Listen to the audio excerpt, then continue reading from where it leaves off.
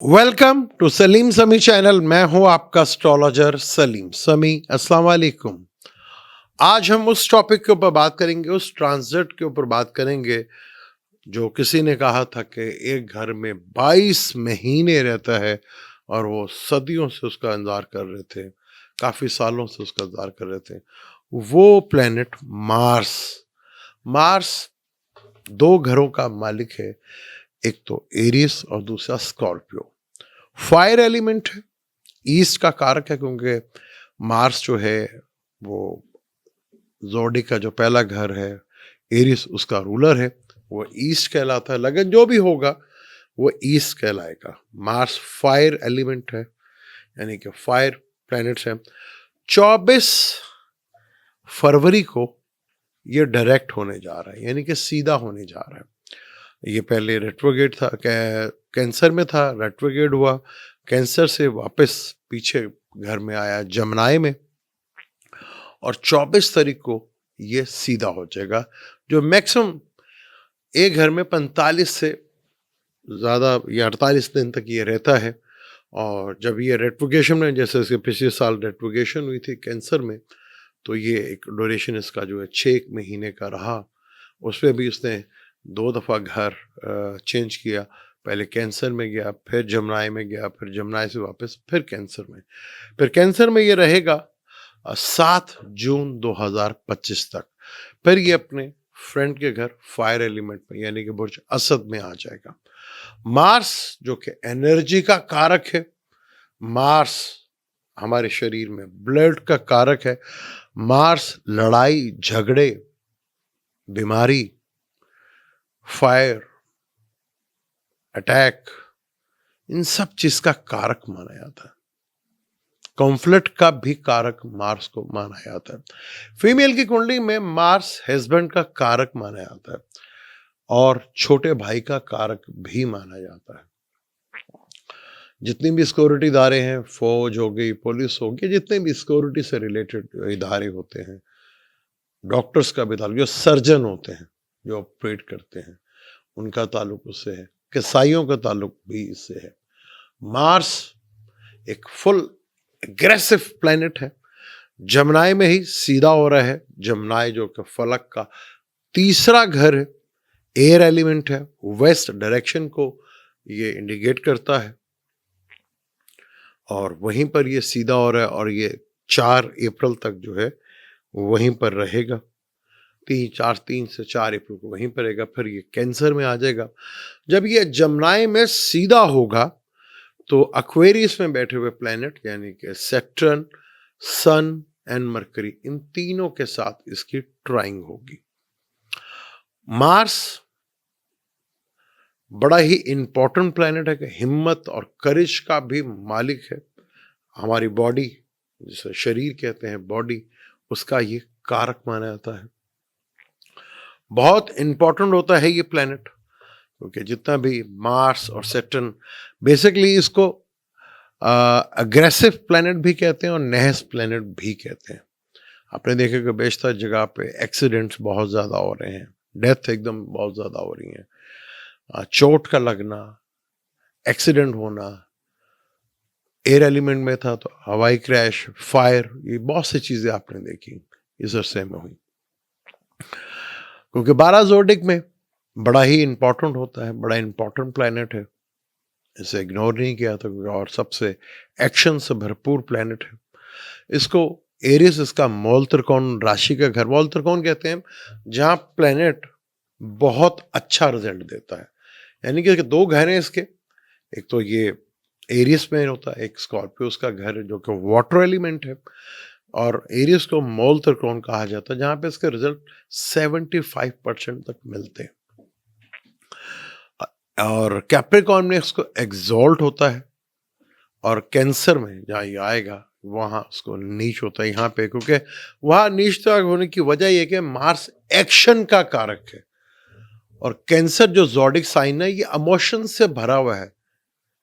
एक फौजी, एक पुलिस और एक डॉक्टर जो सर्जन है, अगर वो इमोशंस में आ जाएं तो कैसे करेंगे काम? पॉसिबल नहीं होता। तो एक एक्शन का कारक जब इमोशंस के घर में आता है तो जज्बात, बहुत जज्बाती सा हो जाता है, बहुत जज्बात में आके चीज़ें करता है। और फोर्थ हाउस में वैसे भी मार्स को ज़्यादा अच्छा नहीं, क्योंकि fourth house peace of mind का हाउस होता है, तो फोर्थ हाउस में कोई भी नेगेटिव प्लैनेट को ज़्यादा अच्छा नहीं माना जाता। लेकिन हमारे यहाँ ज़्यादातर जो लोग जो हैं वो सुनना पसंद करते हैं कि जी दसो जी जड़ा भी प्लैनेट निकले है मेरे वास्ते कैसे गएगा, यानी कि उन्हें कोई इंटरेस्ट नहीं है कि उनका प्लैनेट क्या करेगा क्या नहीं, उनमें कोई इंटरेस्ट नहीं है, वो कभी रखते भी नहीं। वैसे जितने भी एस्ट्रोलॉजर हैं मैं उनको गलत नहीं कहूँगा, बल्कि सुनने वाले गलत हैं। और वो जो अक्सर एस्ट्रोलॉजर का इंटरव्यू ले रहे होते हैं, उन्हें पता ही कुछ नहीं होता, वो जो कुछ कह रहा है वो सुनते रहते, अच्छा जी वाह जी वाह, वाह वाह जी वाह वाह। क्योंकि कसूर जो एस्ट्रोलॉजर जो बने हुए हैं या तो हैं भी, कसूर उनका नहीं है, कसूर आपका है, क्योंकि आपने कभी चीज़ों को समझने की कोशिश ही नहीं की। आप कहते हैं कि बस जी बस साढ़ा अच्छा दस दो, बाकी खैर अगर एक से अच्छा नहीं बताया दूसरे पे इधर भागते हैं आप। तो ये प्रॉब्लम है कि हमने कभी चीज़ों को समझने की कोशिश नहीं करती, इसलिए बड़े आराम से बेवकूफ़ी बन जाते हैं। मार्स जब सैटर्न को देखेगा तो चीज़ें नॉर्मल नहीं होती, अनस्टेबिलिटी रहती है, चीज़ें डिस्टर्ब होंगी। अब बहुत से लोगों को आप देखेंगे उनके एक्सीडेंट्स होने के खतरे होंगे, उनके काम रुकेंगे, लड़ाई झगड़ा बढ़ेगा, चीज़ें जो हैं वो डिस्टर्ब होंगी। मार्स और सन जो है वो भी पापी स्टार नहीं माना था, बुरा स्टार नहीं माना था, एग्रेशन है उसके अंदर भी। मार्स और सन मिलेंगे तो किसी को ज़्यादा डेफिनेट जो है वो पूरी एग्रेसिव की तरफ, क्योंकि मार्स और सन का ताल्लुक गवर्नमेंट से होता है और सन का ताल्लुक जो है गवर्नमेंट से है, तो सपा सलार जो है वो मार्स को कहा जाता है। इन दोनों की भी ट्राइंग होगी तो ये थोड़ा सा खतरनाक ज़रूर हो जाएगा जितने भी पॉलिटिशियंस हैं उनके लिए, लेकिन थोड़ा करेज और हिम्मत मरकरी के साथ होगा तो कम्युनिकेशन में ब्रेक आएगी, ज़रा एग्रेशन एक्शन होंगे। अब जैसे लॉस बने थे उसना ये चीज़ें आपको बनते हुए नजर आएंगी। फिर मार्स सैटर्न का अनस्टेबिलिटी बहुत ज़्यादा बढ़ जाएगी, चीज़ें बहुत ज़्यादा डिस्टर्ब होती नजर आएंगी आपको। अचानक एकदम आप बिल्कुल ठीक थे, आपकी तबीयत खराब, अचानक आपके काम एकदम रुक गए। और जो कंस्ट्रक्शन से रिलेटेड काम करते हैं, जो मार्स और सैटर्न से रिलेटेड या मार्स मरकरी से रिलेटेड काम करते हैं, या गवर्नमेंट से रिलेटेड जो फौज में है, पुलिस में, डॉक्टर, उनके लिए तो काफ़ी बेहतर होंगी चीज़ें, क्योंकि मार्स जो है वो ज़मीन का भी कारक है, भूमि का भी कारक है, यानी प्रॉपर्टीज का भी कारक माना जाता है। तो सैटर्न कंस्ट्रक्शन है, तो उनसे रिलेटेड लोगों से काफ़ी हद तक अगर उन जिन लोगों ये काम करते हैं उन्हें काफ़ी हद तक रिलीफ भी मिलता हुआ नजर आएगा। लेकिन काफ़ी जगह अनस्टेबिलिटी नहीं दिखेगी, जो दिख रहा है आपको उस तरह चीज़ें होंगी नहीं, क्योंकि एक फरेब सा भी टाइम होता है, आपको फरेब सा लगता है कि फरेब होगा और चीज़ें जो आपको दिखाई जा रही है उसके बिल्कुल ऑपोजिट होंगी, जो प्लान की है उस तरफ चीज़ें जाती हुई आपको नज़र नहीं आएंगी। और क्योंकि यहाँ पे मार्च से तो बैठे हैं अप्रैल तक, सैटर्न ने तो 30 मार्च तक रहना है, सन भी इधर ही बैठा हुआ, मरकरी भी इधर ही है, तो यहाँ चीज़ें बड़ी इंटरेस्टिंग है। बहुत केयरफुल होके आपको यहाँ पे बड़ा अनस्टेबिलिटी वाला टाइम चलेगा, जो चीज़ें आप सोच रहे थे यार होंगी वो होती हुई नजर नहीं आएगी। हालांकि पहले भी ये जमनाई में बैठा था, लेकिन रेट्रोगेट था, रेट्रोगेट प्लैनेट पिछले घर का ज़्यादा रिजल्ट देता हुआ नजर था। अब ये सीधा हुआ है तो उसका डायरेक्ट कंजक्शंस होगा, आपको बहुत तेज़ी के साथ चीज़ें होती हुई नजर आएंगी, जहाँ पे थोड़ा टेंशन भी नजर आएगी, थोड़ा एग्रेशन नजर आएगा कुछ चीज़ें, क्योंकि अभी ये तेज़ी के साथ अपने जवाल की तरफ भी बढ़ रहा है। तो ये भी एक चीज़ नोट कर लीजिएगा, जहाँ पे बहुत से गवर्नमेंट्स के लिए, बहुत से लोगों के लिए, नौकरीज के लिए थोड़ा सा प्रॉब्लमेटिक जो है वहाँ कॉन्फ्लिक्ट नज़र आ सकता है, वहाँ कोई लड़ाई झगड़े, कोई जज्बात में आके एकदम जोश में आके नौकरी छोड़ने की बात करेगा, क्योंकि मून ने तो हाउस चेंज करता रहना है। मून जमनाई में आएगा तो कंजक्शन होगा, सेक्रेटेरियस में आएगा तो ऑपोजिशन होगी, जब ये लिब्रा में आएगा तो ट्राइंग में होगा, एक्वेरियस में आएगा तो ट्राइंग होगा। तो ये काफ़ी हद तक जो है चीज़ें जो है, और इसको डेस्टिनी ब्रेकर भी कहा जाता है। मून हो गया, मार्स हो गया, राहु और केतु, तो ये एक्शन का कारक, एग्रेसिव का कारक, बहुत तेजी के साथ आप देख लें, अगर चीज़ों का आपने थोड़ा सा समझना तो पिछले साल अक्टूबर से पहले ये जमनाई में था, अब ये सीधा हो गया है। तो बहुत सी चीज़ें जो हैं आपको थोड़ा सा 22 दिसंबर के भी हुआ था रेट्रोगेट, तो उसके बाद से ये चीज़ें आपको जो जमनाई में नजर आई थी, अभी इसको ये देखेगा तो अनस्टेबिलिटी, जो सोच रहे हैं वैसा होता हुआ नजर नहीं आएगा। देख बहुत कुछ रहा होगा आपको, लेकिन एकदम जब चीज़ें जो हैं वो आपको अब यहाँ पे चीज़ें एकदम अब नॉर्मल होंगी, नॉर्मलिटी नहीं होगी। जो दिख रहा वो दिखेगा नहीं है, जो दिख नहीं रहा वो सामने आ जाएगा। यहाँ कुछ इस तरह का फिर मरकरी के साथ है। मरकरी का ताल्लुक बिजनेस से होता है, माइंड से होता है, कम्युनिकेशन से होता है। सन जिसका ताल्लुक गवर्नमेंट से होता है, फादर से होता है, बेटे से होता है। तो यहाँ ये चीजें जो है काफी तक होगी। आपके चार्ट में मार्स जमनाई में बैठे हुए प्लैनेट्स बड़ा ही इंपॉर्टेंट होगा। लिब्रा में बैठा हुआ, एक्वेरियस में बैठा हुआ, बहुत से लोगों को अब देखो चोट भी लगी होगी, बहुत से लोगों को एक्सीडेंट भी हुए होंगे, बहुत से लोगों की सर्जरी भी हुई होगी, क्योंकि ब्लड का भी कारक है ये। तो यहाँ बड़ा केयरफुली होकर चल रहा है कि यहाँ पे मार्स जो है, क्योंकि मार्स और सैटर्न का जो है वो निछत्तर 22 पे कंजक्शन हो रहा है। मार्स जुपिटर के निछत्तर पे बैठा हुआ है और सैटर्न भी जुपिटर के निछत्तर पे बैठा है, तो एक तरह का कंजक्शन हो रहा है।